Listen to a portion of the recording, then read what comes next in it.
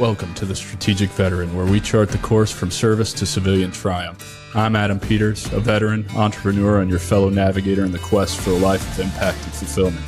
My mission is simple, to empower you with the tools and stories that turn challenge into opportunity. Having walked the path from active duty to where I stand now, I understand the search for purpose that comes with hanging up the uniform. It's a path I've walked, with its trials, its tribulations, and its victories, and it's a journey we're on together. This podcast is more than just conversation. It's a beacon for those seeking to redefine our missions through entrepreneurship. It's about igniting the entrepreneurial spirit that lives within us, the spirit that compels us to create, lead, and make our mark on the world. Here we connect with veterans who have built businesses, sparked change, and found their purpose in the marketplace of ideas. They're not just surviving, they're thriving. They've transformed their service into startups, their experiences into enterprises, and they're proof that you can too. So whether you're scribbling business plans on napkins or stepping into the arena of innovation, remember, you're not alone. You're in good company. So let's explore these stories of transformation and take the first steps together on our path to purpose. Let's begin.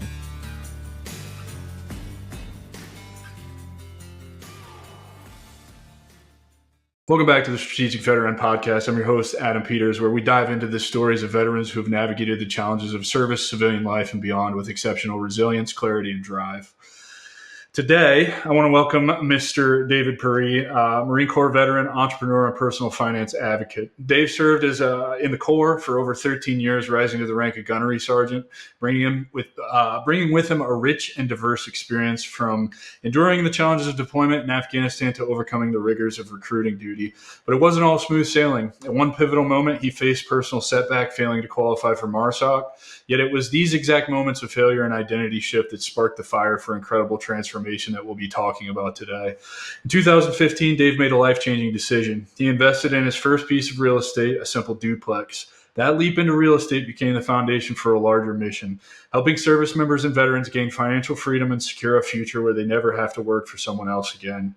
What started as a one house transformed into a portfolio of over 100 rental units, contributing to Dave's incredible rise to millionaire status within just 5 years. And now, through his platform From Military to Millionaire, Dave empowers thousands of military families to achieve wealth through real estate, smart financial habits, and entrepreneurship. Today, you're going to hear firsthand about how Dave's compelling blueprint for building passive income, the lessons he's learned on his personal path from debt to prosperity, and the importance of finding your identity before transitioning out of the military service.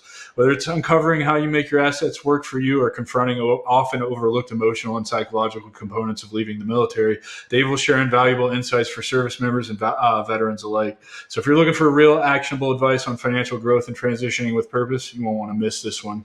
Stay tuned and enjoy what's in store. Dave, brother, welcome to the show, man. Damn, that was a good intro. I appreciate it. I like that. It's my thing, brother. I get this so much with everybody that comes on here, and it's like the one thing that I'm like, I get imposter syndrome about it, right? Because I'm reading off of, something that I wrote, but I also feel like it's just like, I've got to do you guys justice. Let me paint the picture of who this individual is so you have some kind of knowledge before we dive into all your trials, tribulations, and successes. You did a good job. I'm like, oh, wow, that's better than my intros. That's better than my bio.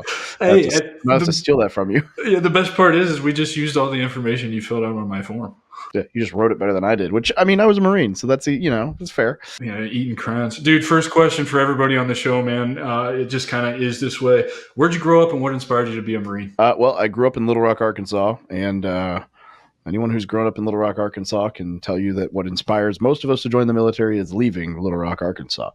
That being said, now that I've traveled the world, I love Little Rock, but yeah, I was your homeschooled, overly religious, super sheltered kid growing up, and nothing wrong with any of that. But I was always the troublemaker, in high school, which in my circle meant someone's mom saw me driving 10 miles an hour over the speed limit, or playing music too loud. Yep. Yeah, I played rugby, and therefore I must be a heathen, even though it was on a sanctioned competitive team, and I was the guy not drinking and driving everyone around sober. So, but yeah.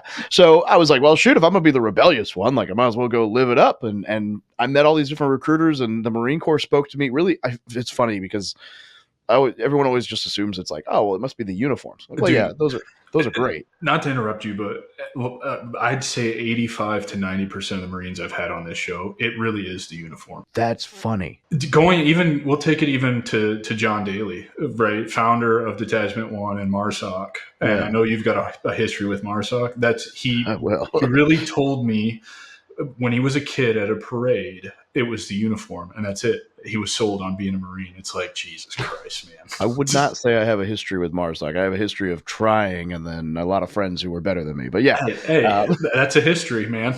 That's fair. Yeah. That was the first time I blew my knee out and DOR'd, and they were like, you can come back in 6 months. And then in that 6 months, the Marine Corps gave me orders on recruiting duty.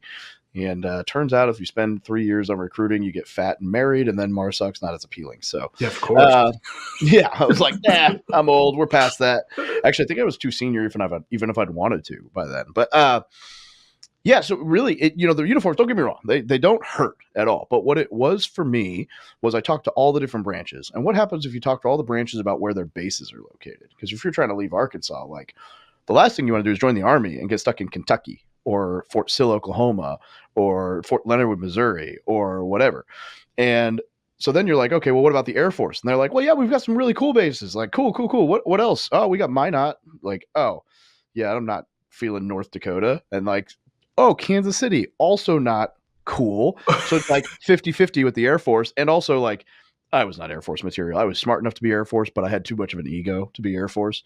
And I was like, there's no way. Like, that's not going to be me. And so then I look at the Navy, and the Navy's like, dude, we got all beachfront properties. I'm like, that's awesome. And they're like, and you're going to be at a ship with no connection, and you're going to be in the middle of nowhere, and it's going to suck 6 months out of the year. And I was like, yeah. No thanks. So they go talk to the Marine Corps, and they're like, we also have all of the beachfront beautiful locations, minus 29 palms, which they don't tell you about when you're a recruit. They're like, you got Hawaii, you got Japan, you got San Diego, you got East Coast on the beach, like all our bases in great locations. If we do get stuck on a naval ship, we don't have to work. We just go to the gym. I'm like, oh, that sounds great. Sold. And so that was basically it. I was like, the Marines look good and they're professional. And they're badass, and they're going to put me on a beach in a nice location. That sounds good. Didn't always pan out that way, but I did get stationed in Hawaii for 3 years, so that was great. Dude, you bring up an interesting thing that I think we could use as an opportunity to educate those looking to join the military. Specifically, if you join, like in our case, I grew up in Southern Indiana, so I wanted to get out as well, right? Yeah. Like that's what inspires all of us to join, like you said.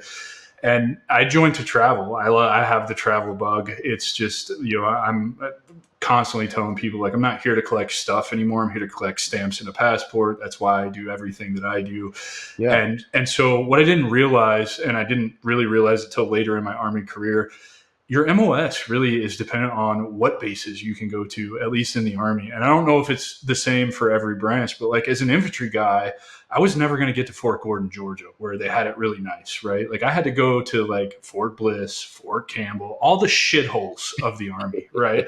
It's like, so using this as an opportunity to point out to those who may be listening to this show for inspiration to get them to get off the couch and go join, like if location is something that you're interested in, like really do your research on the MOSs and the branches and what bases you'll have access to, because that's just kind of a tidbit of information I didn't pick up till late in my career, wondering like, first of all, I only got 2 duty stations in Iraq and Afghanistan a bunch. So, it's just funny how that works out. So that's Marines, fair. We never go to war anywhere cool. It's like, trenches, Korea, frozen, Vietnam, jungle, disgusting jungle, desert. Now we're like, oh, we might go to war again. Where? Russia. Great. Cool. The country that's like lost every war ever because of winter. Like that's what ends their wars. The winter, not them. The winter. Like perfect. It's insane, man. So you choose the Marines. How did you pick your job? Did you know what you wanted to do, or did you have to settle for whatever the Marine Corps? Because that's why I didn't join the Marines, is because they couldn't guarantee me a job, even though all I wanted was to be an infantryman. Yeah, we do it a little different for sure. It's like grouped in categories, and infantry honestly is one they can guarantee once you're like through MEPS, but it's also the number one requested, and so it's also the one that all the quotas are gone for like right away. So if you want infantry bad enough, you got to like get in front of a recruiter in like October of your senior year and be like, I'm the first guy here and I want that. But I honestly, I had an infantry contract. And what happened was so my parents wouldn't sign the papers for me to join. And because, they say they wanted it to be my decision, really. They also dragged me to like 6 colleges during that time. So I think it was more of, they wanted my decision to be to go to college. And so, but I didn't have money for that and I hated school. So I joined. I went and I signed all the paperwork to go to MEPS on my 18th birthday. I went to MEPS the next week, and that's in March. And the recruiter's like, "Yeah, I can get you this infantry contract, but because of what I just told you, like, you won't be able to like land your job until like October, November, and so you probably won't go to boot camp till like January."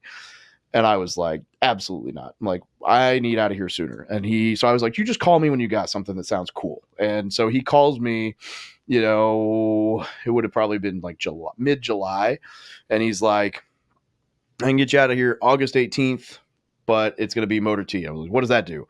He's like, well, you drive big off-road trucks in the mud and you shoot machine guns off the turrets. I was like, sold. And then at the time they were given a $10,000. I didn't put 2 and 2 together. The $10,000 bonus when I joined was because of how many motor T guys were dying or getting blown up in Iraq and Afghanistan. So they're like, yeah, it's great. Like, this is a super desirable job. That's why they're giving a bonus. They don't say, well, yeah, because most of you assholes don't come back intact, so we need more of you. But hey, so I took the little 10 grand bonus, which when you're 18 is huge, and off I went. And honestly, I loved it. Motor T, when I first joined, it wasn't like now it's glorified like milk runner. You're driving around MREs and whatever. But when I first joined in 08, it was, hey, we're going to send you to infantry machine gun leaders. You're going to go to pre-scout sniper school. You're going to do this. You're going to do, like, I got to do all these cool schools because I was attached to those Victor units or to division or whatever, regiment and all that. And so I was attached to the ground side. So I got to do a lot of cool schools because if you're the transpo guy, this is a trick for anyone who's motor T or truck driver. If you're not the safety vehicle, but you're driving troops to a range, if you just talk to the instructors, 99% of the time, they'll let you participate. And so cool. As long as you're not the safety guy. So like I went through pre-scout sniper school as the driver. I don't have a certificate. There's nothing that could ever validate this story. But my knowledge of how the KD 1,000-yard range on Camp Pendleton and what the drills look like there would usually confirm for anyone who's been through that like I was friends with Sergeant Harrison, the division instructor. And I used to, so like for me, like I got to do all these cool schools. And then when I deployed, I was the lead vehicle for security team. So it's like, I wasn't infantry, but I got to do a lot of really cool stuff in Afghanistan that I might as well have been infantry half the time. And it was fun. It was a good adventure. And then, as you alluded to, I tried out for MARSOC because I wanted more of that adventure. And the world told me, chill, dude, you don't need that. So here I am. Well, and to further your point, my first deployment to Iraq, I got as an infantry guy, I got attached to a support platoon, basically so that us 5 infantry guys could run 2 trucks and post security for log packs up and down the entire length of Iraq, essentially, right? So I get it, man. Like particularly early in the war too, like it was like no holds barred. Everybody was doing everything kind of thing. So that's awesome. And you're one of the first people I've actually heard say that they enjoyed being a truck driver. Like I worked with a lot of truck drivers. I have a couple of those guys from that platoon on the show from that deployment, and they absolutely hated being a truck driver. But they also did the invasion, and so they've got a little shit going on there. And yeah, I was gonna say that's back when you had sandbags for armor on the bottom of your Humvees. That's yes. Dude, so I was lucky enough that when I got blown up, my truck did its job. So yeah, no, dude. Yeah, I was telling my wife and I were watching some stupid show the other night, and they were rebuilding a Humvee, and I was like, "That's a 988," and that's what I deployed with in the first deployment I went on. And she's like, what did it look like? I was like, just like that. She's like, no doors, no top. I was like, yeah, we welded a pintle in the back of it, and I stood and manned a 240 driving from Kuwait to Crete, Iraq, my first deployment. And she's like, you didn't have any armor, no doors, no nothing? I was like, no, nothing. Like we would put sandbags in the floor, like you just said, for armor, which then if you're riding in the back seat of the Humvee, well, we know how much room's back there for tall guys. And then you put a sandbag back there, and now you just got this steel crossbar banging you in the shins riding down the MSR. And like, beautiful. Yeah. And of course, everybody knows if you're hit with a 100-pound IED, a sandbag is totally going to save you anyway. Like, I'd much rather just have the floorboard kill me than have a sandbag. Like now I'm dead and covered in sand. Perfect. Not just that, but it's like, man, at least it's quicker if it just goes through the aluminum floorboard. You know what I mean? Like, at least I don't have to suffer. If I it's remember this, getting yelled at in Afghanistan because I took my crotch protector off my flak and I'd take my helmet off while driving. And they're like, and I would, like, hey man, the windows of my truck will stop a 50 caliber round.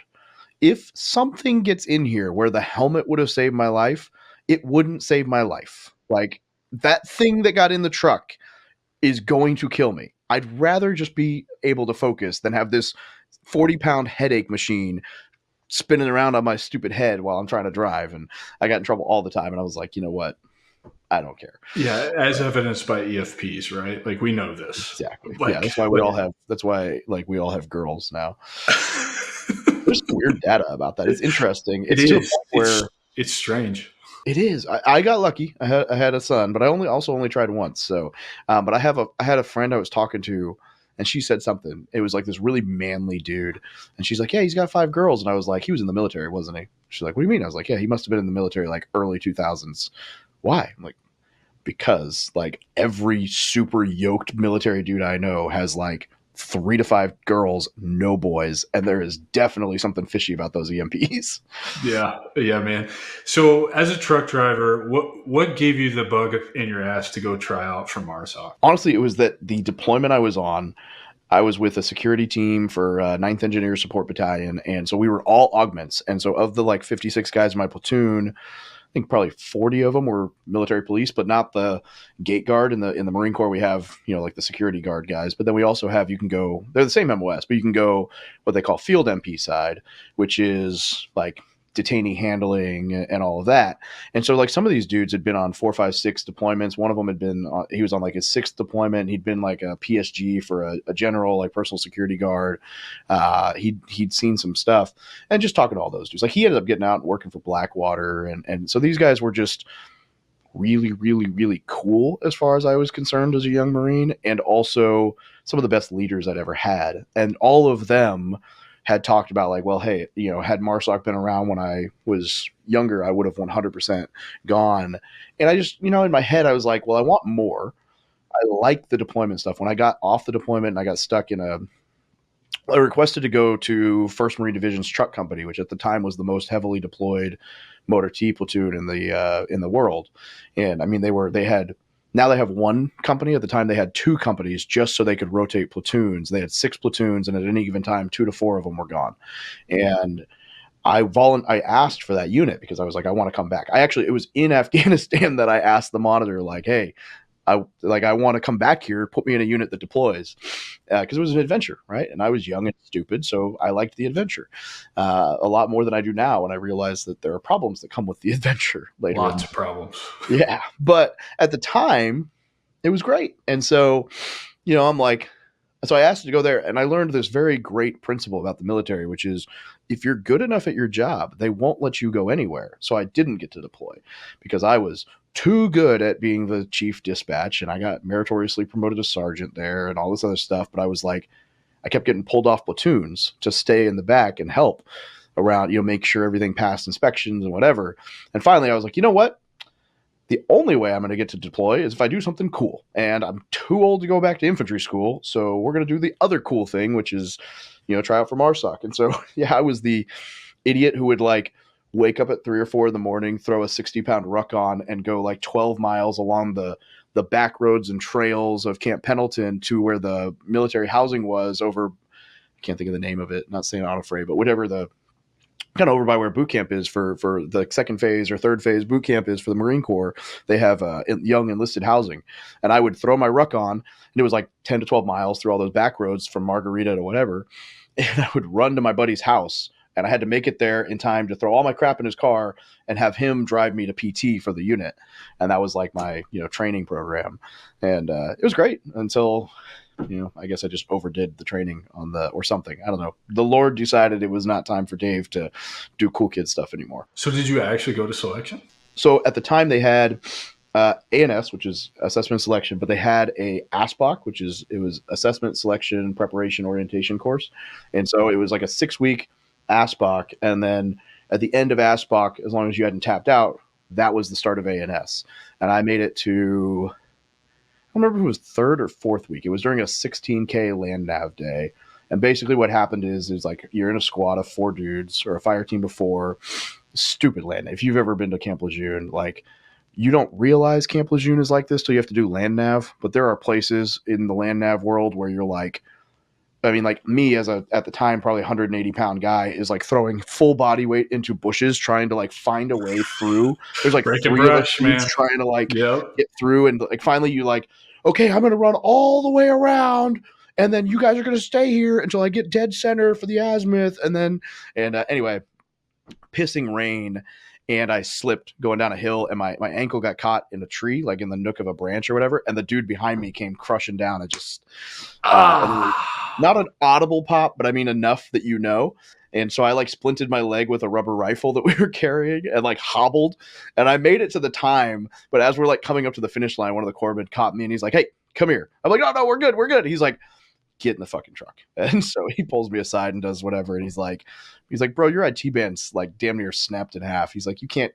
I was like, no, I'm fine. He's like, look, let me spell it out for you. If I kick you out, you're done.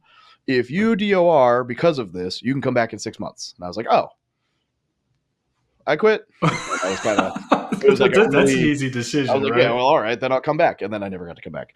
So because Uncle Sam decided that you would be a better Marine Corps recruiter, which in the grand scheme of how life has panned out for me, recruiting was probably the best thing that I could have done because it taught me how to speak.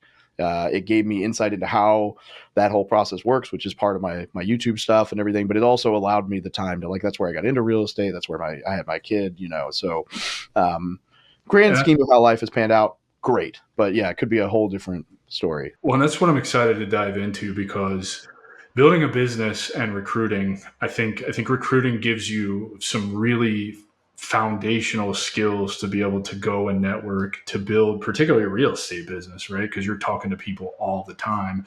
And doing this work with transitioning veterans and just kind of creating my own philosophies around helping veterans transition better, that's one of the primary things, right? So loss of identity and purpose, we talked about in your intro, and we're going to get to that stuff. But then learning how to build a network and talk to civilians is probably, third or fourth on the list of biggest problems that we face as transitioning veterans because we don't work on those skills when we're in the military. We have, and I'm sure even you saw it being a motor T guy and interacting with infantry guys, right? Like we all have different languages that we speak throughout the military and even in different branches, right? Like you guys say solid copy on a radio, I say good copy, just different nuanced shit like that.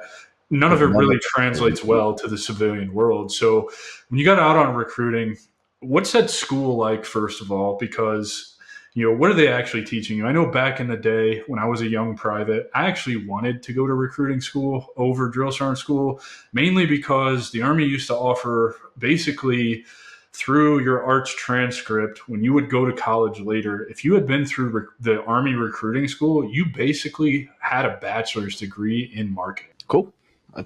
Ours is more communication oriented, but similar. So I was generally interested to figure out like what that school was like and what are they teaching you and how have you leveraged all of that stuff that they taught you to build what you've built today? Well, there's a huge section of the school that it regards around like, where not to put your penis while you're a recruiter.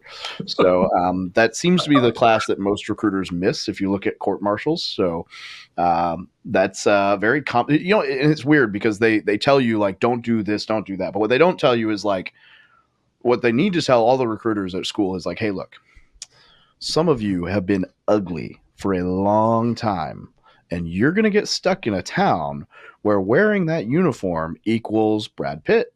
And you are going to get hit on by people that you need to be able to tell no before they hit on you because you're a dumbass. And for the first time you get hit on by some girl or some chick you shouldn't be hit on by, and she wants you, you're going to be an idiot because you're thinking with the wrong head and you're going to go to jail. And that's exactly what happens. Yeah, I had a buddy get court-martialed. He I don't want to say buddy. Guy in my office got court-martialed. There we go. He banged it got to the point where my operations officer called me one day and was like, hey, Perret, stop I'm like, stop what? He's like, stop reporting people who are making like filing complaints. I'm like, what do you mean? He's like, I'm like, she said this, that, and the other happened between her and this guy. And he's like, yeah.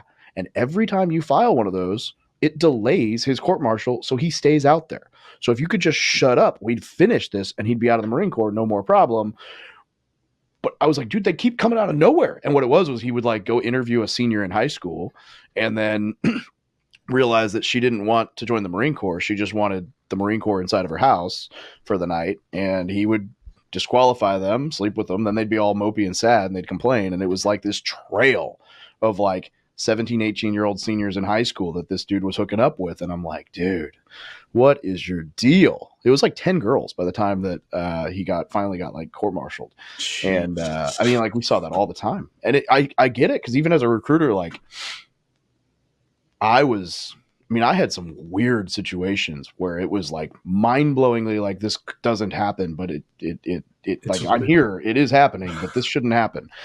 And I'm like, it's a very strange situation. I was 23 at the time. And so it's like all of a sudden I'm like the coolest kid ever. And I was a homeschooled kid growing up. Like that was never my experience in life. So it was, luckily I hooked up with the counselor at the school and she was fair game. So we got married, had kid. It was great. But there were some situations before. Anyway, so they teach that class. They also yell at you about tattoos. I almost got disqualified for a tattoo on my chest because I have the shocker from when we were deployed. It was our call sign. And they told me they were like, yeah, what if a kid sees that? And I'm like, if I'm shirtless around high school kids, there's probably other issues. Lo and behold, very first month on recruiting duty, we did pool PT and I was shirtless in front of all of the high school kids we enlisted. And I'm like, well, I guess Sergeant Major was right. Also, but no, most of it is just communication focused. Yeah. Dude, first of all, having to go through a multitude of, sharp training was the same way in the Army, no sexual harassment, this, that, and the other. It's like, man, you know what the rules are. Like we shouldn't have to be wasting a bunch of time doing this. And then, so what particularly did you learn about communications? Like, is there any hard skills that you still use to this day from that school? Yeah. Well, the Marine Corps, they teach you what they call MC3, which is Marine Corps Consultative Communication. I forget what it stands for, but it's consultative selling. So it is, instead of like, here, let me tell you all the reasons this thing is great. It's let me just ask you a couple really simple questions to figure out what you actually want out of joining the military. And then I'm only going to talk to that. So like we use the benefit tags, which are like 11 different, they're like personal fitness, or, it's like fitness, confidence, self-discipline, travel, whatever. And so you just lay them out in front of people. You're like, pick your top 3. Like, which of these 3 stand out to you the most? And then you just ask why a whole bunch of times. And eventually you find out like Timmy wants to get in shape because his dad was so out of shape he could never play with Timmy and then died of a heart attack when he was 45 or whatever. And you're like, okay, well, let me teach you how the Marine Corps is. And that one's easy. It's like, well, I can tell you how the Marine Corps is going to get you in shape. First off, look at all the recruiters. Second, show up on Thursday night for PT. We'll show you what's up. But some of them get really, really deep. Man, I uncovered some interest, like some of that stuff as a recruiter. Like I had a girl, she like no-showed me for an appointment. And one of the kids I'd enlisted was like a captain of the football team. And he was friends with her. I'm like, yo, if you can get her in here and she enlists, like, I'll hook you up with extra points for promotion or whatever. Like, just get her in the office so we can figure out like why I couldn't get a hold of her. I'm like, why did she no show? So he brings her by the office. He picks her up, tells her he wants to take her to ice cream, and shows up at my office with her. And she just starts crying. And I was like, oh shit, oh my God, what did I do? She had gotten diagnosed with cancer that week and just didn't want to. And I'm like both of us, like I look at him and his face goes white and I'm like, I don't know what to do with my hands. Like, so I'm like, oh, I'll buy ice cream. Let's all go get ice cream. But like, you uncover some really deep things with some of these kids. I'm still like, to this day, I'm close with a lot of them. So they teach you how to get through like really figuring out what somebody wants and why, like the motive, the true motivator, and then how to sell to that, which is really good. But I think a lot of it, just public speaking. They do a lot of work on, I'm still bad at it, but filler words, like how to notice. So they'll kind of pick up on your biggest filler words. And then every time you speak, there will be like one person designated for the word, and one person, for me, it was like. So every time you say the word like, they just clap. And so you just get very familiar with what you're saying, what you're doing. They work on swearing because you're not allowed to do that in high school, and we're all terrible about it. Probably I'd say the funniest drill we did is they give you, it was like 90 seconds that you had to give a presentation, start to finish, just 90 seconds. Only requirement is no filler words, or at least you get scored on your filler words, and you can't stop talking in that 90 seconds. You have to fill the 90 seconds. And what they do is they hand you a piece of paper with a word on it, and you go. And while you're going for 90 seconds, they hand me the piece of paper, another piece of paper. And so my word was rock. And I have to give a 90-second presentation on the word rock. And I have, 60 seconds to prepare for it. And that was like the funniest drill. And I was like, what in the world? Why are we doing this? And then they're like, you just wait till you get in front of high school kids and they start asking questions. And they were right. Because I had probably one of the funnier things that happened on recruiting duty. And when drill instructors come out for like the once a year, they come out to like scare all your poolies for big things. You usually get them for like 2 or 3 days. And so we all try to drag them to our high schools to not to show off the drill instructors because they're all egomaniacs, but to be like, look, this is the type of person you're going to meet. And all the kids love that. Like, you take the football team out on a field in front of the whole school and let a drill instructor thrash the football team. The whole school is involved. They love it. So that's what we would do. And I took this recruiter in a class one day, and he had been, or this drill instructor, he'd been a drill instructor for maybe like 6 months, and he was an 03, so he was an infantry dude, and he'd been on like 3 deployments at a Purple Heart, just a regular badass. We go in this school, and the very first question is this kid, how do you sleep at night knowing you killed innocent men and women? And the guy's face turns like blood red, and then the kid just keeps poking, and I had to like drag this drill instructor out of the room and be like, just shut up, just sit down, like calm down, go breathe. It's a high school kid, like they're trying to do it, like. And that guy was like, I could never be a recruiter. I'm like, well, this isn't normally what happens, but it was like the one school, the one day, the one kid just like pestering this guy about being a warmonger. And oh my God, I thought he was going to kill a high school kid. And so like that's why they teach you the rock drill, because they're like, you're going to have to come up with some crazy shit on the spot.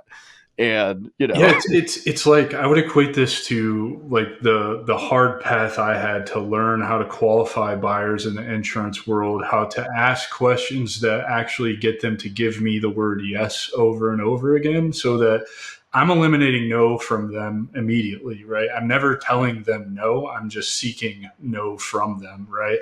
And so it sounds like a lot of what this was tailored, because as soon as you said, that kid asked him, how do you feel about killing innocent people? I had 10 answers ready to go, because I'm practiced at this, right? I talk to people all day. I've built a network, and, I've sold things, and right. So like, it just defaults into my brain. I could have chosen 10 different ways to go, keeping in mind that this is a 17-year-old kid, and I can't let him have the business, right? Like, but you're right, man. And these are drill instructor. Yeah. And I particularly think that like, these are the skills that we're lacking when we get out. I think, lucky for you, you got to go to recruiting school, and you said that kind of kicked off your real estate investing business and everything else that you're doing. And I think largely because you learned these skills that we just didn't have. And so let's move into your transition, man, because this is where the meat and potatoes of this show is talking about the transition and the challenges you faced in that transition.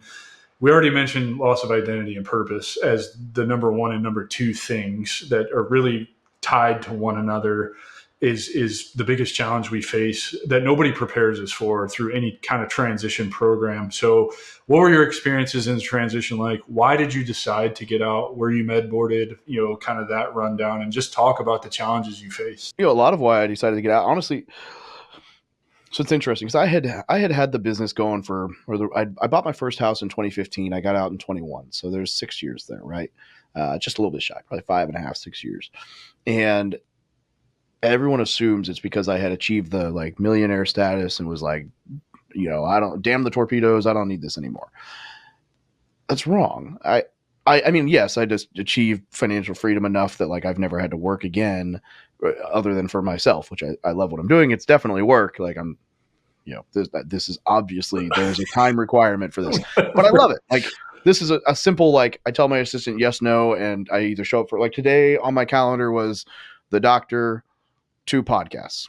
That's it. Everything else, I just do whatever I want, you know? And the podcast, I love podcasting with people. So I'm like, yeah, of course. I don't even have guests on mine anymore. I just do solo episodes and I just talk to other people.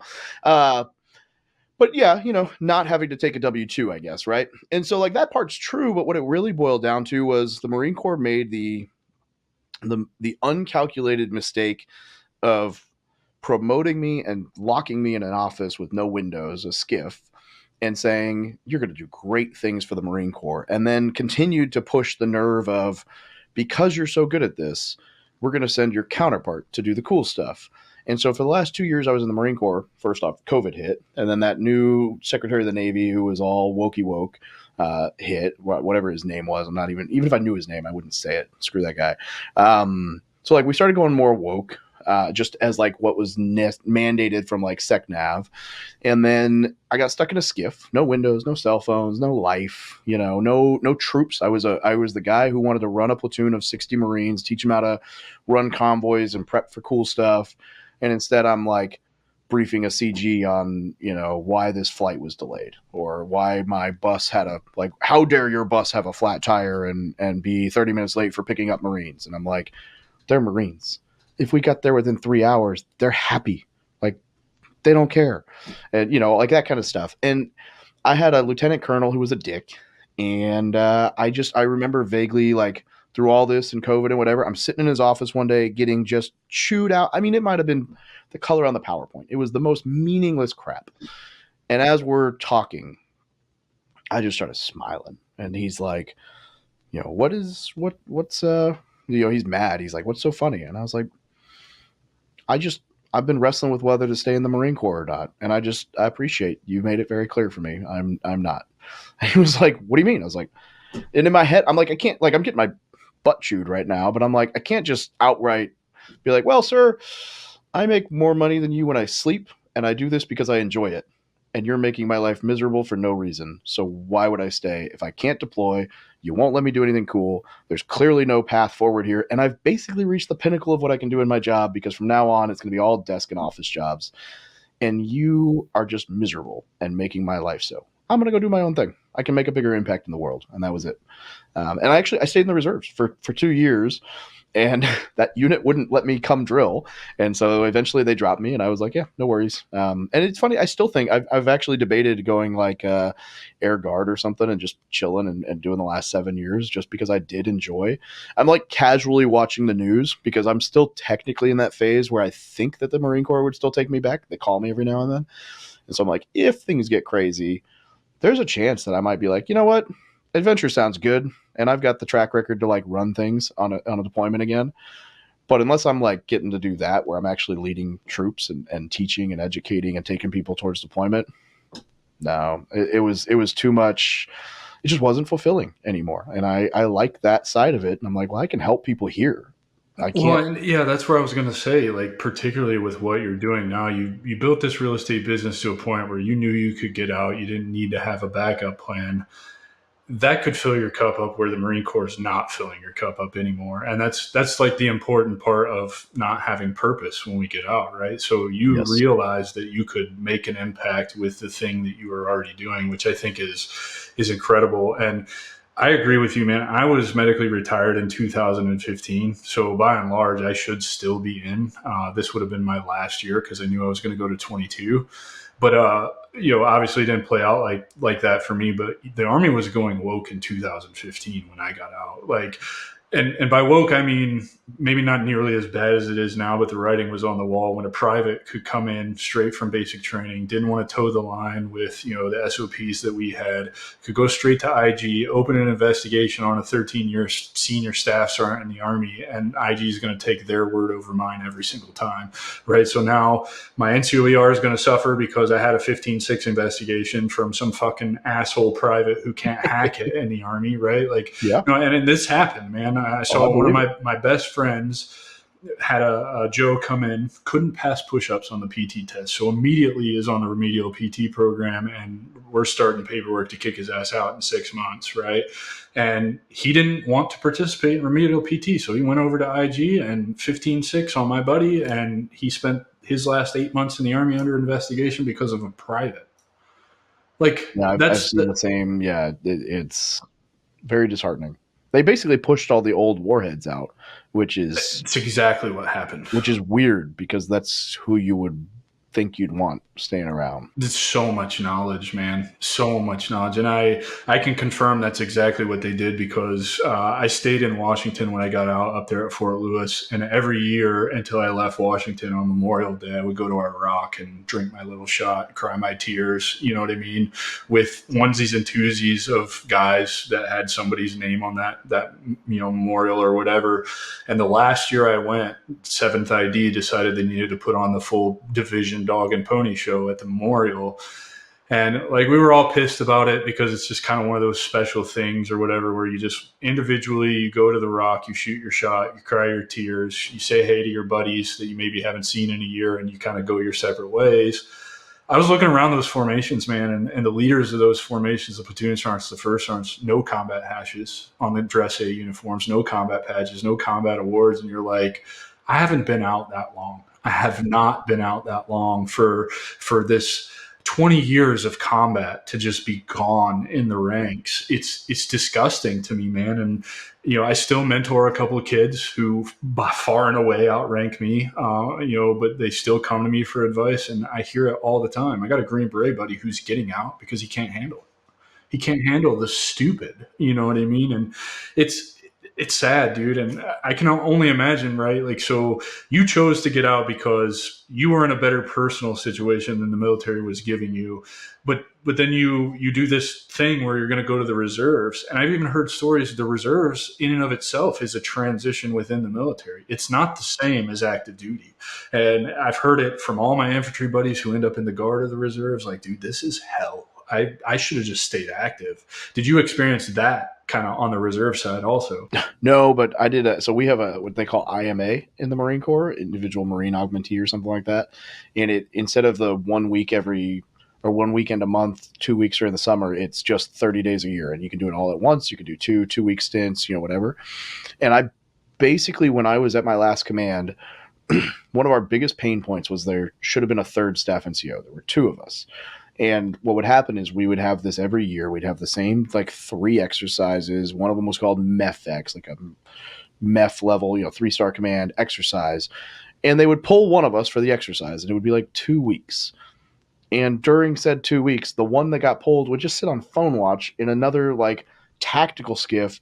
So the first guy is sitting in the office running the show alone, and it's a 2-person job. And the second guy is twiddling his thumbs going, I'd help you, but I literally cannot communicate with you because I'm in a tactical network and I don't have any way to talk to you. Sorry. And so I was like, dude, every time that exercise comes up, we know it's coming. They need a third guy to just sit there so the other two can actually get the job done.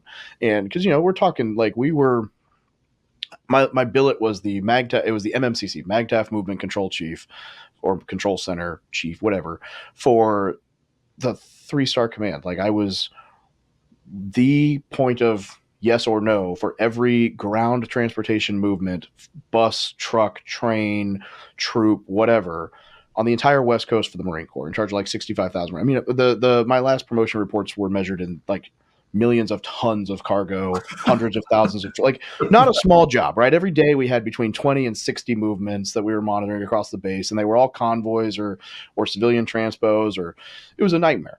And so you take one of those guys away to just go, right. The phone rings, And so they created a billet for me so that they could call me as the reservist. I'd show up for 2 weeks for that exercise. I'd show up for 2 weeks for another exercise. And the two knuckleheads who were still active duty could do their job. And I would just sit there on phone watch. And then I pissed off a GS-13 because, everyone always told him his crap didn't stink. And apparently my nose worked better than theirs. And so I would just tell them the truth. And literally I got out of the Marine Corps in October. I did that exact exercise in December. It went perfectly. And then that February, the lieutenant colonel who had been my boss and the master gunny who had been my boss, both PCS'd or retired. The GS-13 is the only point of continuity. All the other senior leaders are gone. And who never gets another phone call even when he's trying to come drill? This guy. So after a year and a half of not drilling in the system. I found out when I took my kid to the doctor and they said he doesn't have TRICARE that I had been booted out of the reserves. And I was like, So all right, that's they fine. I just didn't even boot like you it. like that? Yeah, the funny thing is they're like, well, you were supposed to get all this paperwork to sign. I'm like, yeah, I'm aware I was supposed to have all these things happen. I'm telling you that my command won't talk to me.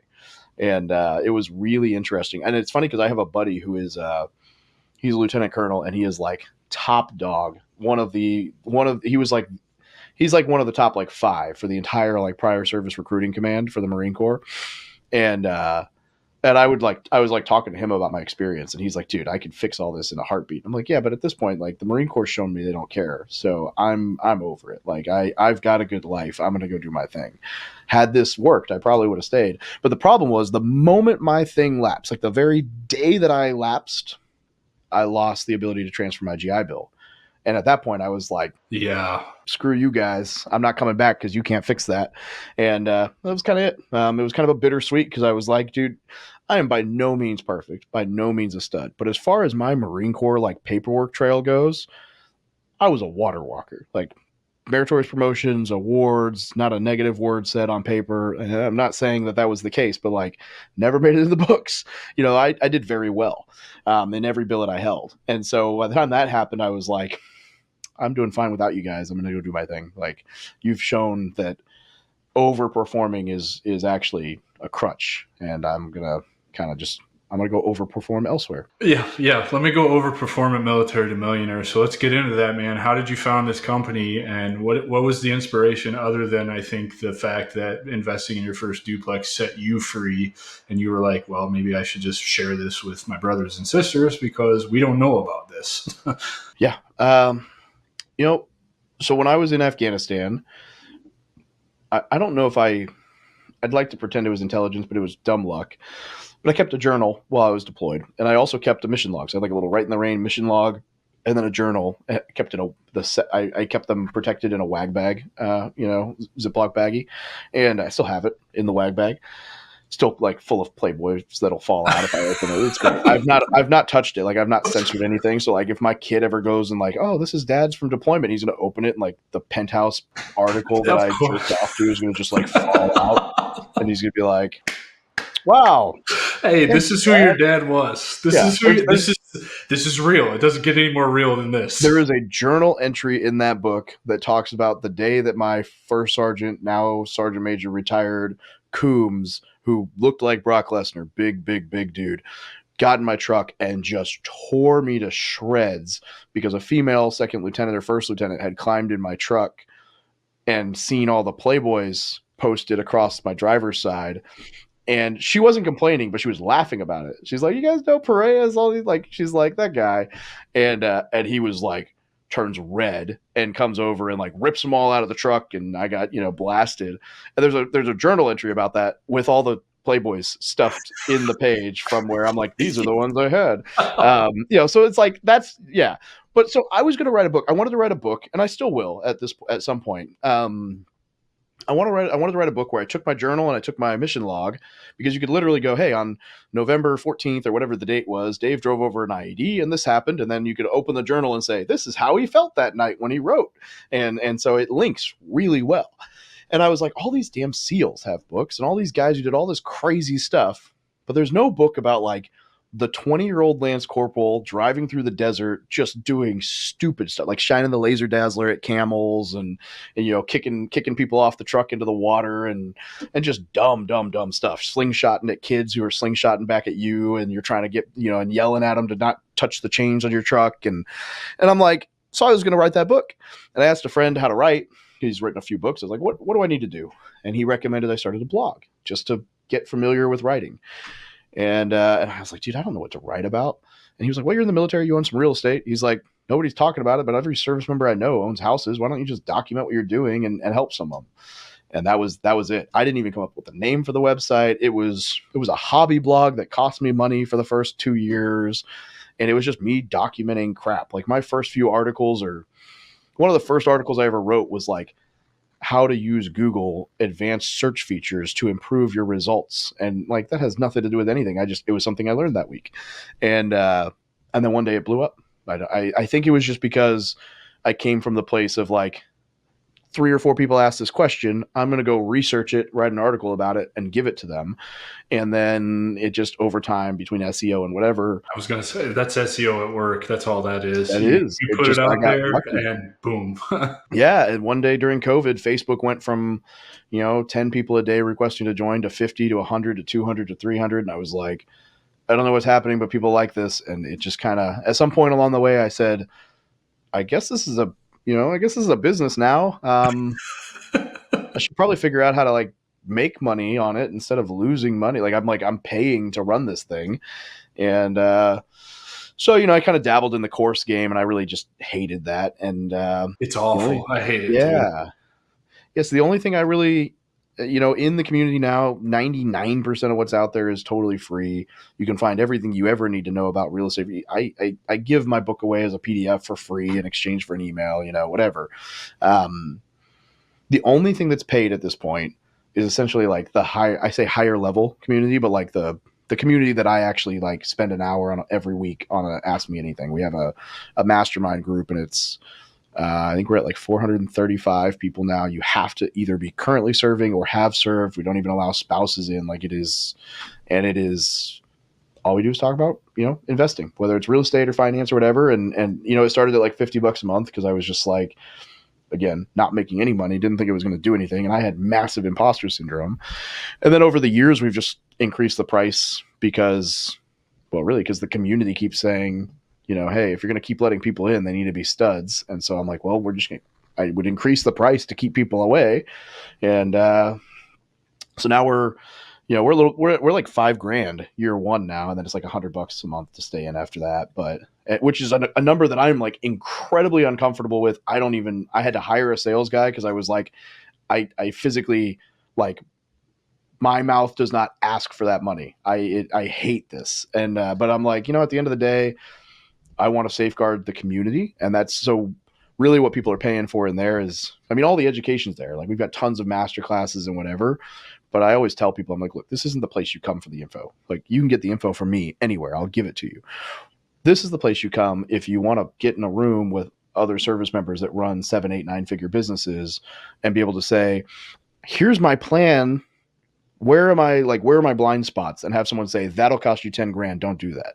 That's what, like, we're the, it's the accountability, the network, the people, the live events. Like that's the only place at this point that I can spend, an hour, 2, 3 a week on like just Q&A calls because it just got too much because people would, I'd open up an hour call in the Facebook group and I'd get 55 people who ask the same question. Hey, can I use the VA loan more than once? And I'm like, dude, I wrote a book that answers this. Like I have to create a space for me to answer like questions where I'm actually solving problems and helping people because a lot of people just, let's be real, they're just too lazy to go look for the answer, even though it's like you've put it out. I've got 1,200 videos on YouTube. Like the answer's there. Right.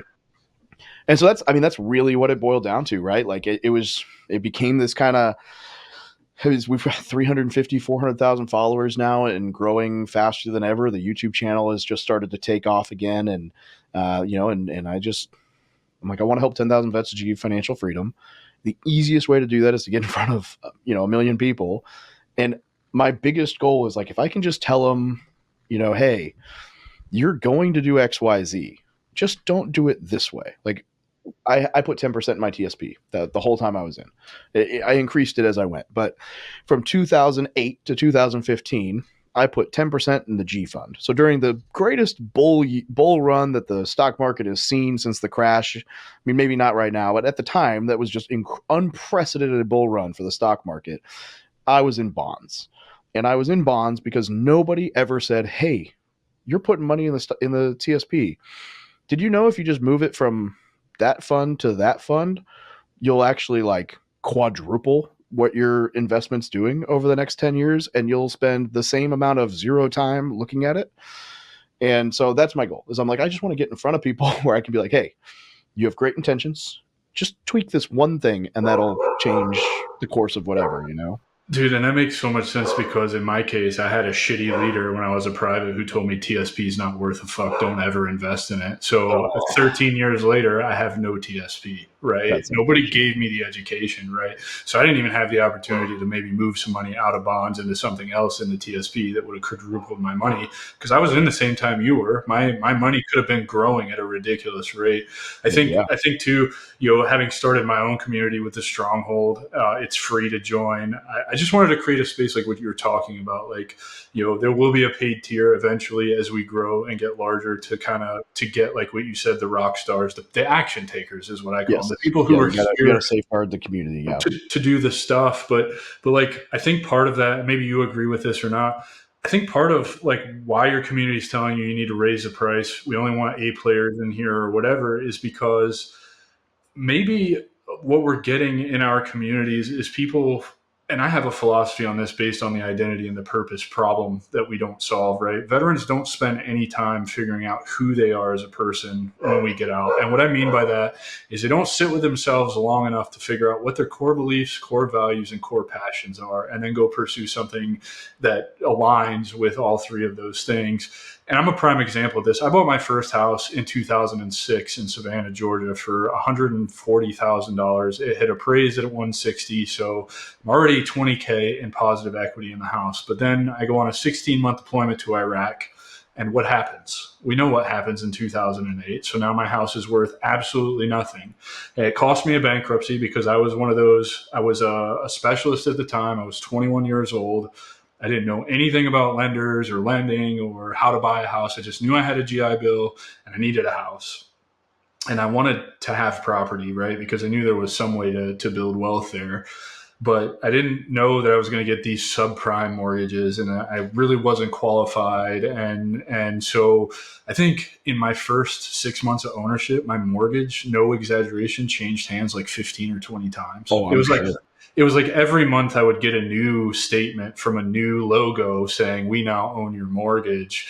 And ultimately what ended up happening is basically like that $160,000 house was worth like $85,000 after the crash. So I'd lost all of the equity I had in it. My mortgage payment had kept going up. The insurance on it kept, doing its thing, whatever it was, because it wasn't an ARV or anything like that, or a variable rate. It was fixed rate. It just kept changing. It outpaced what I could pay. I was also, we're not going to talk about this part of it, but I wasn't in a great relationship, and there was some money issues there while I was on the deployment, which didn't help the situation any. But I learned in that whole experience, because I wouldn't buy another house until last year. So what is that? 21 to 38, 17 years later is when I would buy another house. And I'm way more educated now, but what I discovered, I'm just not interested in real estate. I'm not interested in it. I could learn it. It is not an exciting thing if you do it right. And then like that's hard for me to want to get involved in something that growth is typically slower. I also have the added benefit. My sister and brother-in-law, right? They're both Air Force majors in the reserves now. Still, they both went off active duty. They own, if I had to guess, somewhere in the neighborhood of 200 or so doors. But I also see what they do, and they do have property managers, but they also manage a lot of their own properties. Oh, yeah. I'm not interested in this either. You know what I mean? Like it's an interest thing for me. It's not something that like I'm saying I'll never invest in, but I chose to go build, right now I'm pivoting into AI automations as a service, right? So that's where I'm going to make my money. And then I'll just pay somebody to invest in real estate for me. I don't want to deal with that side of it. You know what I mean? Like the legwork. So I don't know, we'll see where it goes. I'm just not interested in it. Maybe like you are, to sit down and grind out that dirty work that we were talking about. Like I'm in build mode, right? And like you have to go in build mode for real estate. You have to go in build mode for SEO agencies or AI automation services, or if you're going to build a membership community, you have to be in build mode, focusing on that all of the time. And my philosophy is you've got to be interested in that in order to be successful at it, because if not, you'll burn out, you'll get tired of it, and you'll quit. Absolutely. Yeah. And real estate itself is not the most exciting thing to me in the world anymore either. I just did a podcast earlier today, and they were asking about what I'm investing in. And I was like, basically whatever makes sense, where I'm not the operator, where I can either bring money, bring partners, sign on debt, do whatever, but I can, find the deal, like however, whatever. But once the deal is purchased, somebody else is the one running the show because I'm not a detail guy and that's not my passion. So someone else has to run it. And then like I'm as hands off as can be so I can go focus on what I do love. And because real estate itself, like any good investment, if you're doing it right, it's usually not very exciting, because the super high risk ones are always exciting, but like, we only hear the crypto guys every 4 years. I wonder why. So I'm not saying crypto itself is a bad investment, but it's a whole lot more exciting 1 year out of the 4 than it is the other 3. And that's fine. But like when it's exciting, everybody's super loud. And when it's not, well, there's a reason. Whereas real estate's kind of more of a, like the real estate game is very forgiving. It's great in a lot of ways. Like, you talk about losing your house. Had you been able to afford the payment, like had they not played that subprime game and you'd just been able to wait it out, that house would have ended up being eventually, might have taken you 15 years, but eventually it would have ended up being a good investment. Can't say the same about that for a lot of stuff. It's like the real estate game is really simple. If you boil it all down, it's buy something, afford to hold on to it, continue to hold on to it, and eventually you'll look smart. Yeah, I'm with you, man. So just so I make sure we do ourselves justice here, if you that veteran that is coming out, that's transitioning, or that's still in, that's interested, that real estate is interesting to them, that they have the patience for it, that they don't need something exciting, what is your advice for them to start? Is it single family? Is it a multi-family kind of deal, live in one, repair it? Is it commercial? Is it wholesaling? What do you, because there's so many different niches inside of real estate that you can get into to make ridiculous money, right? Like for me, myself, if I was going to go to real estate, the wholesaling game actually really does appeal to me. There's something about the kind of finding deals and going to cash investors with a deal under contract to get paid real quick on that I really like. I don't know enough about it to actually dive into it. Maybe in the future I will learn something about it, but that plays to my personality, and just I like talking to people and meeting new people. And there's a lot of that on the wholesale side. So what would you say to that veteran that comes to you that's in transition or getting ready to transition, kind of winding down their career and really has a good head on their shoulders, wants to make some moves into real estate? What's your advice? Yeah. And I will say at one point I was doing like 4 deals a month wholesaling. I actually sold that business because it was taking away from my time to focus on this. But it's very lucrative. It's I have a book drafted and I've not written it yet, but part of it has been, but I need to get back to it. But essentially talking about like the difference between active and passive investments and when they make sense for what. And the super, super, super short summary on that is an active investment makes sense when you have no time or no money, but you've got all the time in the world because you got nothing else going for you. And a passive investment makes sense by the time you finally have money and you've got no time anymore, or you don't want to put the time in and you're willing to pay to shortcut the time.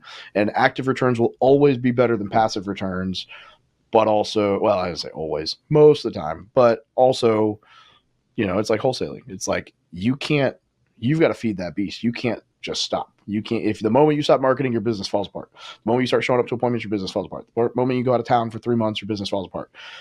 You can do that passively. Like if you're just passively invested in stuff as a, non-voting member of big deals, you can absolutely do that. Nothing matters, but your return's wholesaling. So, there's all that. My favorite strategy, bar none, is as boring as it is. It's the house hack. You mentioned it. It is buying a fourplex or a duplex, living in one unit, renting the rest out. You use a VA loan, so it's a lower interest rate, fixed debt for 30 years, zero down. You live in the place because if you're just starting out as an investor, especially if you're a young service member, right? Like you've got to put money, you've got to pay to live somewhere. So let's call it $2,000. You pay $2,000 a month in rent, or $2,000 a month in mortgage, or $2,000 a month in parking fees if you live in a van down at the RV, whatever. Let's just say it costs you $2,000 to have a roof over your head. If you can get your tenants to pay that $2,000 and you can save it, that's $24,000 a year that you now have in your pocket that was a guaranteed expense otherwise. And that is the fastest way to change the trajectory of your financial freedom. You do that for a few years. And I did the math for someone. I'm like, if you did this like 3 times in 6 years, and when you moved out, the next one made you like $500. At the end of 6 years, you got $188,000 sitting in a bank account. That's assuming it didn't appreciate. The property didn't go up in value. You didn't have it in an interest-bearing account, and you never bought another property as an investment along the way, which I don't know about you. If I had 200 grand sitting in a bank account, I'd probably have 3 or I'd 4 do more something. properties, right? Yeah. Yeah, I'm like, in 6 years, you've got an extra $188,000. Like, you can do some damage with that money. But if that's assuming you did nothing else. And so I'm like, if you just play your cards right in that game, that is the best investment you can make, because you've got to pay, like, and people get so wrapped up around the idea. They're like, well, what if I'm still paying $600 a month even after my tenants? Like, that's risky. And I'm like, you were going to be paying $2,000. Yeah, You're $1,400 still of it's covered saving for you. $1,400 and your tenant's paying your principal down. So it's still a bonus, you know. I love that strategy, because the VA loan is the best loan you can get, and if you play your cards right, that strategy can set you up for a long time. And you can get sexy with it. You can add a tiny home. You can buy a fixer upper with the VA loan. Like, you know, you can build from the ground up, although it has to be a single family to my knowledge. If you build, I've never found a lender to do a fourplex that way. But well, and since we're talking about the VA loan, there's a lot of stuff about a VA loan that I'm learning now. I've got some pretty cool lenders in my network who reach out to me and kind of advise me. But the VA loan, I thought it was kind of a one and done kind of thing. Well, it's really not, because you pay that first investment property off and you just freed up.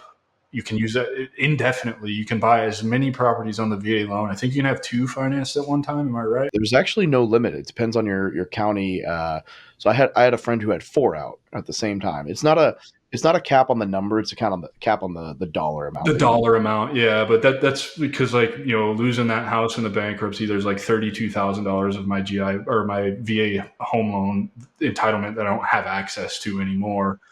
You know, obviously I could get to a point where I just pay them that money back, and then I'll have my full benefit again, you know, get this house off of it at some point, and then be able to keep just doing that, which is probably my long-term plan. You know what I mean? I mean, like, we got lucky here buying this house, you know, 4-bed, 2-bath, 2,000 square feet for $340.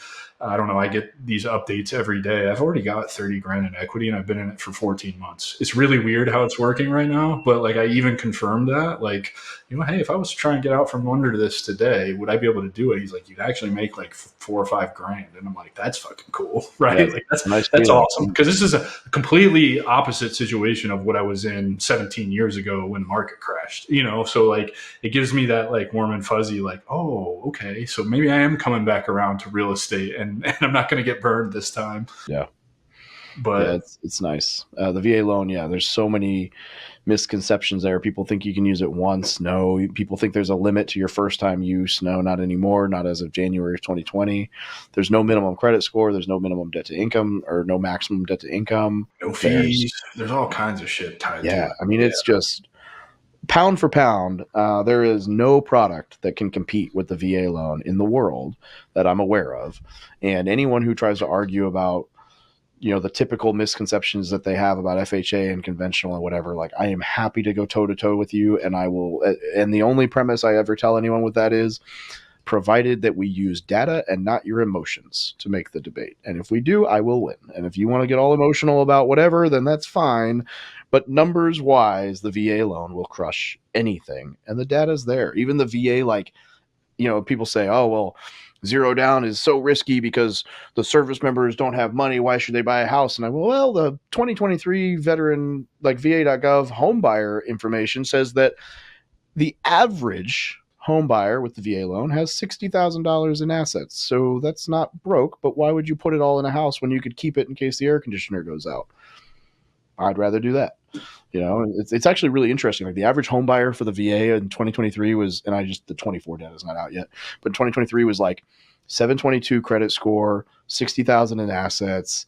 You know, I want to say the data, I forget the exact number, but it was something like 50% or whatever of everybody who filed an application closed on a home with the VA loan, which is, like, just uncannily not like any other product. So, like, pound for pound, a veteran or especially active duty, even better, but is a more qualified buyer than most of the loan programs out there. But the VA loan is just built to help us. And so it's an incredible benefit. And I hate all the misconceptions, because I'll tell you what it is. You've got lender friends. They probably agree with me on this. I'm a licensed loan officer and agent, but I don't transact either. I just got them so that I can throw that out there when someone tries to call BS. I'm like, no, I'm licensed too. Yeah. Don't ask me my NMLS number because I don't remember it. But I did just renew. I had to do all the stupid whatever, continuing education. CE, yeah, I hate that. But what it is this.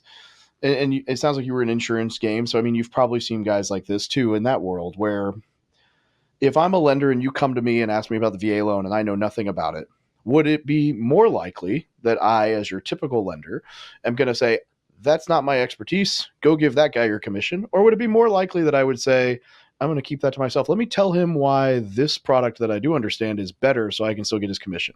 We all know the answer to that. It's going to be pushing you to a product that they know. And so everyone has these misconceptions about how bad the VA loan is, and they all stem from agents and lenders who don't know how to use it, spread the misconceptions rather than being willing to not take the commission check and push you to somebody who can actually help you.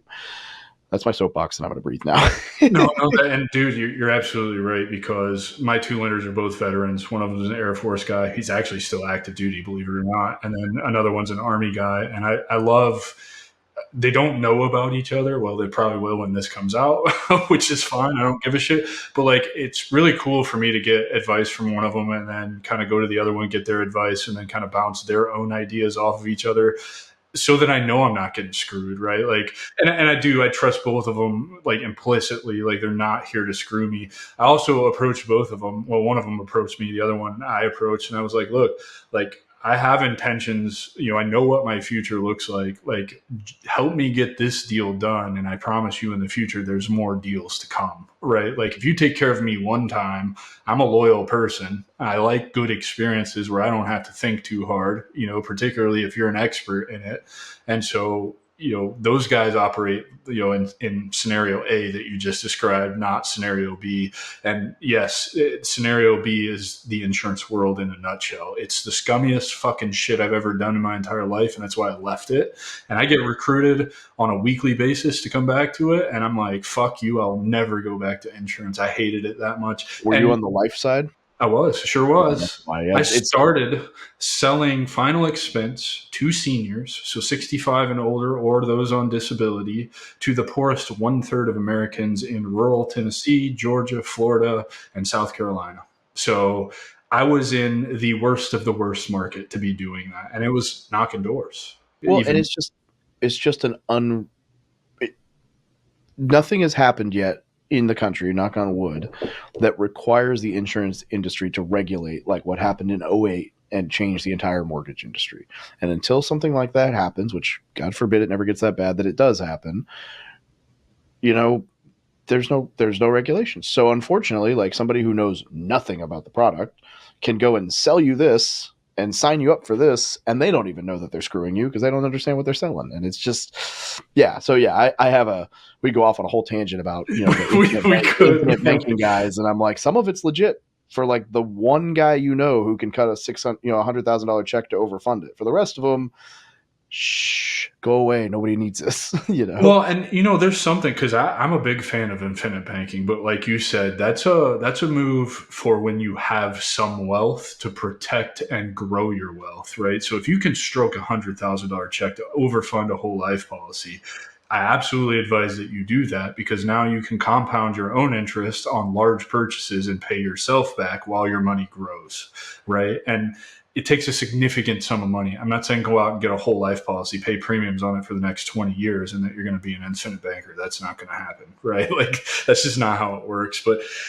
David, dude, you've given us all kinds of great information. I know we're a little over time now. I appreciate you hanging out with me today.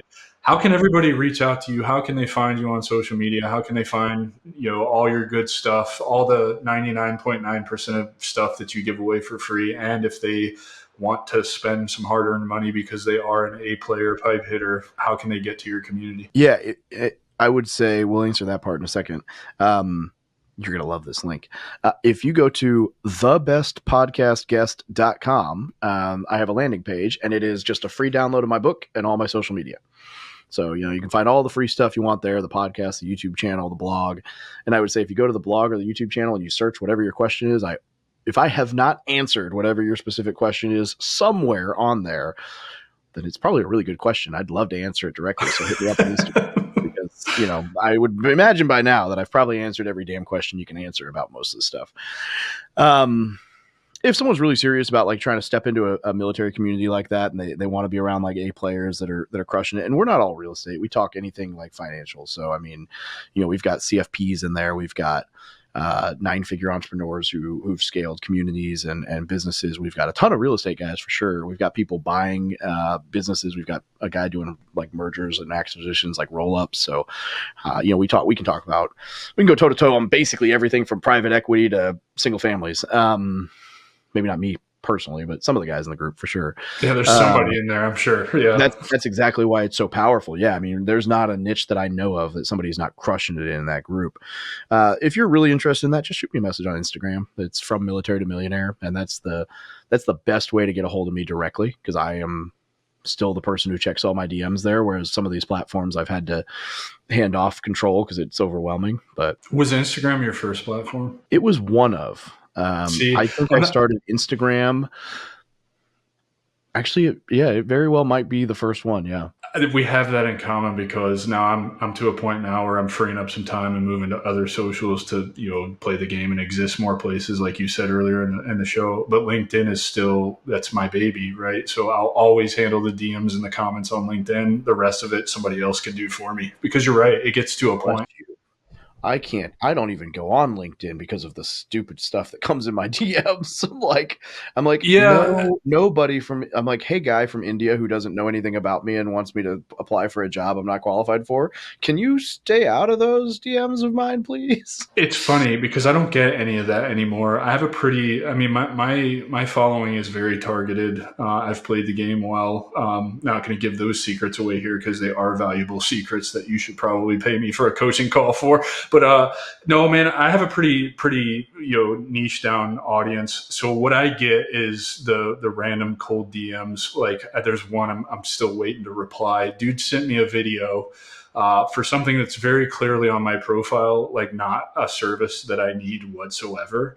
And then he sent me a reply yesterday where it says, it's like a little emoji, and it says, that's still me waiting for your reply. So I'm waiting to just kind of destroy him in the DM, because it's like, hey man, like I understand and I always try to be nice about it. Like, I understand what you're doing, but like this isn't working for you, because you're sending somebody who doesn't need your service a cold DM, and then you're aggravating me by continuing to message me when, like, at least do a little bit of homework before you start automating your cold outreach. You know what I mean? Like it's not going to work for you, and it's really not going to help you in the algorithm either. That's the other thing that people don't realize. Like I tried it once. I wish I could find I paid a company to send those cold DMs for me. They had like a fake profile set up of me, and they would, whatever. But the message I sent, I wonder if I have it in my drive. We'll look for it some other time. Basically, I created a message that was like, hey, just so you know, I figured since everyone's spamming everyone on LinkedIn, I might as well pay and try it too. But before you go, and the whole message was just me like basically shit talking those people. Yeah. It was, I don't know, it was very well written, and to where I actually had an incredible response rate. And then the company like just kind of disappeared. But the response rate, the guy, when I wrote the message, I was like, I will pay you to send messages, but I want it to be this. He's like, are you sure? Like, that's not going to work. I was like, it'll resonate with my people. And sure enough, like I had a pretty good amount of success, because I was basically just pinging vets and being like, God, I hate all these people who slide in my DMs. Yeah, I'm so glad but now I'm finally paying to be one of them. So while I'm here, let me annoy you about, and it was like, I don't remember. I need to go find it and post it somewhere, because it was hilarious. I would get some wild responses, but it worked. And it worked because I was just exactly that. I was targeting only veterans, and I was being like, God, I hate how people do XYZ while I was doing it, but I was like being funny about it. Yeah. And, but you're right. Yeah. It's people will DM you about stuff, and you're like one of my favorites when I get like, we'd love for you to come apply for this job. And I'm like, have you seen my bio? Like I teach people how to not have jobs. I'm pretty sure my bio says I'm self-proclaimed unemployable. Why would you be reaching out for me to apply for this job right now? I will say my favorite thing about LinkedIn is that they allow you to make up your own pronouns. So mine is my pronouns are BDE, Big Dick Energy, and they have been for like 3 years now, and LinkedIn doesn't care. I'm like, this is great. I don't play with that, but every now and then someone pings me and they're like, I just wanted to say I love your pronoun. And I'm like, yeah, me too. Dude. Ladies and gentlemen, I give you Mr. David I'm butchering your last name. Perret. Is it French? Hip hip hooray is what my mother used to tell people to remember it, and I used to hate it. And then I got older and realized it works. Fair enough. David Perret, please help us. Do me a favor and help me download, rate, review, subscribe, and share this with everybody. Help me get this in front of 1 million veterans before I turn 40 on May 9th, 2025. Lofty goal. I say this literally every episode. There's 19 million veterans in the United States. If each one of you who listens to this takes 2 seconds to hit the share button, we can accomplish that goal. And there's no better community to do it. Until next week, I hope you enjoyed this episode. I hope you got a lot of value out of it. We'll bring you another heater with another awesome veteran entrepreneur next week. Take care, everybody. That's our show, and I'm truly thankful you've joined us at The Strategic Veteran. If our conversation today sparked curiosity or if you're ready to elevate your game, I'm here to help. Visit thestrategicveteran.com for exclusive show notes and resources or to book a coaching session directly with me. Take a moment to subscribe to our podcast and share your review. Your support makes all the difference. For more insights and daily strategies, let's connect on LinkedIn and keep the conversation going. Remember, this isn't just a podcast, it's your strategic advantage in action. Until our next rendezvous, stay bold and continue the mission.